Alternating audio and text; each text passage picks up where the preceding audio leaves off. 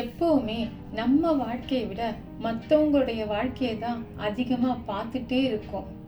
அவங்க எவ்வளவோ முன்னாடி போயிட்டாங்க, அவங்க என்னெல்லாம் வாங்கியிருக்காங்க, அவங்க என்ன சாதிச்சிருக்காங்கன்னு அவங்கள பற்றி யோசிச்சுட்டே நம்ம வாழ்க்கையை தொலைச்சிட்டு இருக்கோம். நம்ம கிட்ட என்ன இருக்குன்னு பார்க்கறத விட நம்ம கிட்ட இல்லாததை தான் அதிகமாக பார்க்க ஆரம்பிக்கிறோம். அதை பற்றி யோசிக்க ஆரம்பிக்கிறோம், அதை பற்றி பேசவும் ஆரம்பிக்கிறோம்.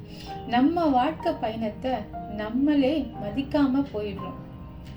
அடுத்தவங்க வளர்ச்சியை பார்க்கறதுல நம்ம முன்னேற்றம் நமக்கே தெரியாம போயிடுது.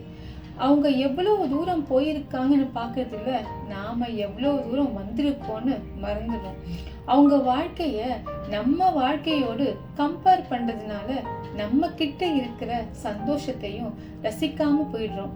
ஒருத்தரோட 10வது சாப்டரை பார்த்துட்டு அதோட நம்மளோட 2வது சாப்டரை கம்பேர் பண்ணி குறை சொல்லிட்டு இருக்கோம்.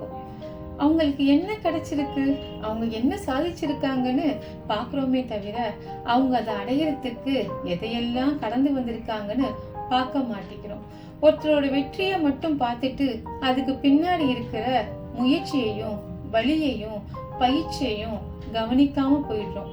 அதனால தான் அவங்களோட வாழ்க்கை ரொம்ப எளிதா கிடைச்ச மாதிரி நமக்கு தோணுது. அதனால மற்றவங்க வாழ்க்கைய பார்த்து நம்ம வாழ்க்கைய குறை சொல்லிட்டு இருக்க கூடாது. ஏன்னா ஒவ்வொருத்தருக்கும் பயணம் மாறும், நேரம் மாறும், வேகமும் மாறும். அதுதான் நிஜம். மற்றவங்களோட வாழ்க்கைய நம்ம வாழ்க்கையோட கம்பேர் பண்றதுனால நம்ம பயணத்தை ரசிக்க மறந்துடுறோம். புத்தகத்தை படிக்க ஆரம்பிக்கிற ஒருத்தருக்கும் புத்தகத்தை படிச்சு முடிச்சவருக்கும் வித்தியாசம் இருக்குல்ல.